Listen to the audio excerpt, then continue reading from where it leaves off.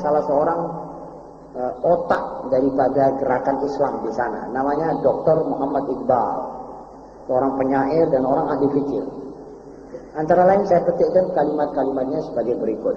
Inna karisatal muslimina fi hadzal 'asr annahum yahmiluna al-qulub wa la ya'rifuna al-mahbub. Innahum yamlikuna maddatal hubb wa la ya'rifuna man yushghilunaha bih wa yuwajjihunaha ilayh. Di antara malapetaka yang menimpa kaum muslimin dewasa ini adalah bahwa mereka memiliki atau menggembol hati, tetapi tidak mengetahui siapakah yang harus dikasihi dengan hati itu. Mereka mengetahui arti kata cinta dan materi, jadi pokok materi cinta itu semua mengerti, tetapi tidak mengerti kepada siapa mereka harus pergunakan kecintaan itu. Dan terhadap apakah mereka harus mengarahkan kasih sayang itu. Ini musibah. Ini cilaka namanya. Orang punya hati yang merupakan tempat cinta dan kasih, dia tidak tahu menggunakan kemana yang diletakkan kasih sayangnya ini. Nah, kalau orang sudah tidak tahu menaruh di mana, tidak tahu meletakkan sayang dan kasihnya, orang ini sering keliru. Nanti meletakkan kasih sayangnya kepada sesuatu yang keliru. Orang misalnya harus sayang kepada anak, dia tidak tahu menggunakan ini. Akhirnya kepada yang bukan-bukanlah dia kasih sayang. Orang yang mesti sayang kepada Allah, al-hubbu lillah wal bughdu fillah, tidak tahu itu. Akhirnya dia sayang karena dunia dan benci orang karena dunia. Sudah keliru. Karena kekeliruan-kekeliruan semacam ini, saudara-saudara, maka kehidupan kita tidak stabil. Ini secara tidak langsung merupakan rongrongan. Tapi Islam ini harus stabil. Umatnya harus benar hidup. Tahu di mana meletakkan cintanya kepada Allah. Kemudian kepada sesamanya, Muslim. Sudah enggak saja ini. Allah nomor satu dan kepada sesamanya Muslim. Apakah orang yang Muslim yang boleh saudara cintai? Kalau saudara cintai dia, nasihati. Itu juga cinta. Sudah jelas. Unsur akhaka zaliman atau mazluman. Saudaramu Muslim harus kamu bantu. Baik dia zalim apa dia mazlum. Baik dia menganiaya atau dianiaya. Saudara bantu. Sahabat bertanya, ya Rasulullah, kalau itu Muslim dianiaya kita harus membantu dia, itu kami sudah paham. Tetapi bagaimana kami akan membantu dia waktu dia menganiaya? Nabi menjawab, cegahlah dia supaya tidak menganiaya. Itu sudah membantu. Jadi kalau saudara tahu saya akan menganiaya diri saya, bagaimana? Saya memangnya undang-undang orang untuk duduk main judi.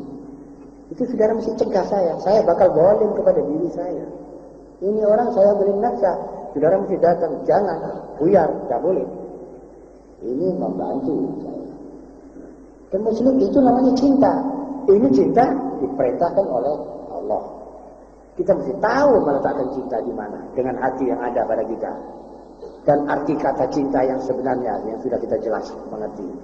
Kalau tidak begitu berarti kita akan mencintai sesuatu di luar real yang sebenarnya. Dan akan merupakan satu frikir. Dan frikir tidak akan membantu menstabilkan umat Islam. Saudara-saudara, beginilah isi diktat yang ke-51 dengan komentar-komentarnya. Semoga saudara sudah paham jelas. Dan kalau belum jelas, saudara boleh tanya pada majelis yang akan datang kalau kita insya Allah sama-sama panjang umur berada di tempat yang baik ini. Dan jangan ada yang salah paham dan salah terima hal ini. Saya cuma bermaksud mengungkapkan Islam dan segala segi-seginya.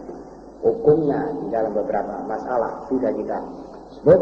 Dan persoalan-persoalan seperti ini juga perlu saudara ketahui. Setidak-tidaknya mengetahui siapa lawan, siapa kawan. Memang ini perjuangan. Tidak apa-apa.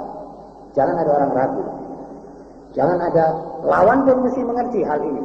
Kalau dia memang menempatkan diri di lawan, dia mesti tahu bahwa ini lawan. Ya benar ini. Harus begitu, sportif. Tidak menjadi soal.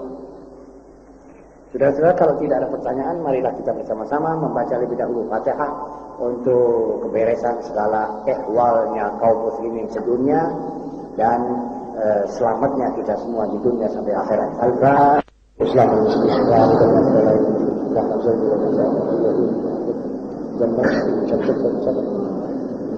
Ya Rabbana tarabna bi'annana tarabna wa'annana asrabna ala lama asrabna adum alayna tawbah nasir li kulli hawbah wanzurna al-awwadi wa amin al-raji Qabir li-walidina Rabbi wa mawludina وعلى والإخوانه وسائر الخلان وكل ذي محبة أو سيرة أو رغبة والمسلمين.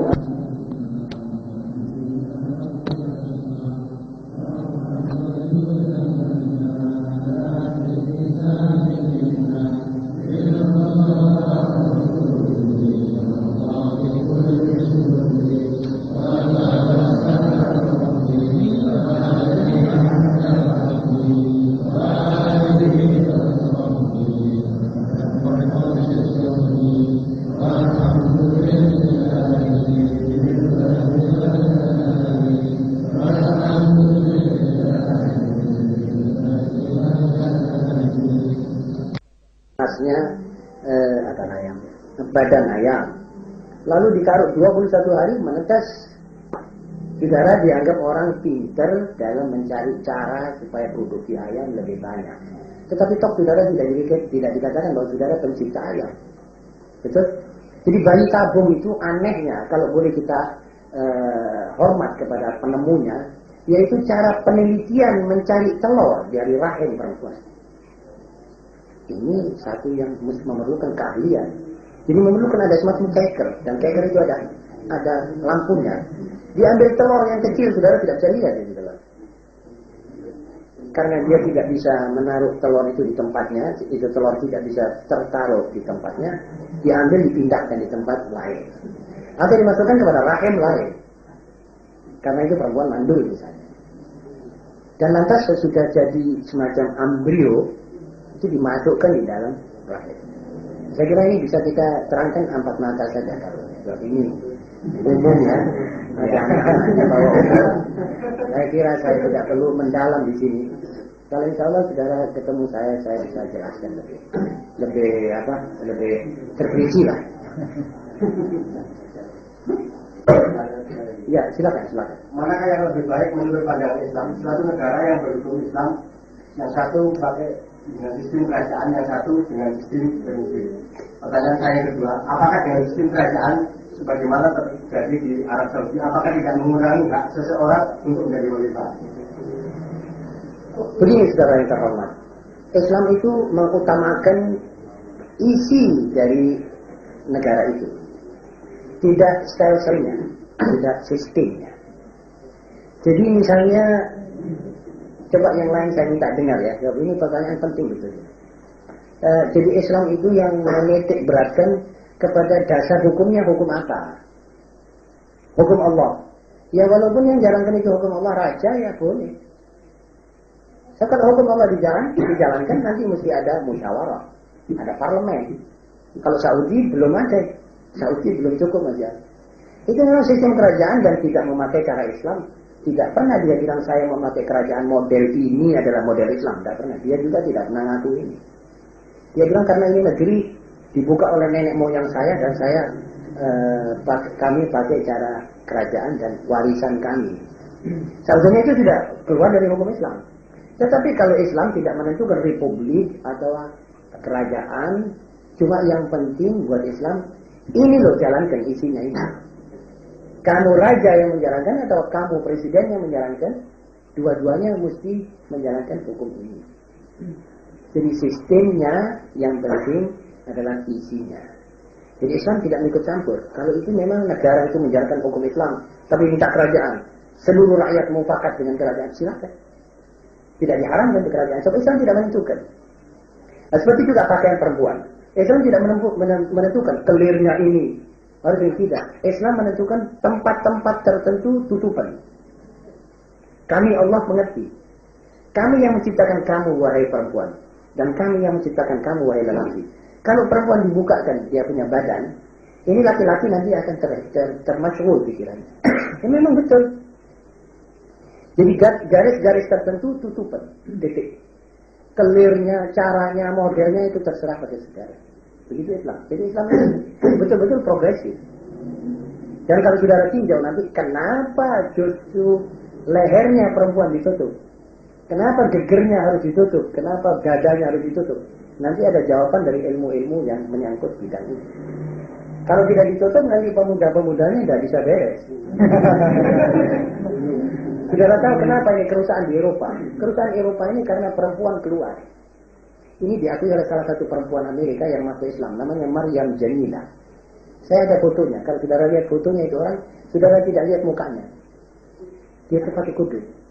Saya pernah hidup setengah telanjang menurut ajaran kaum Yahudi yang biadab, yang menelanjangi kita, kaum wanita, untuk ditonton oleh manusia-manusia laki hidung belang. Akhirnya kami dijual belikan. Kami disuruh dansa lincak-lincak telanjang, namanya striptease dance. Kami diupah sedikit. Kami dikasih gaji sedikit sekali. Gaji itu habis dengan make up saja. Kami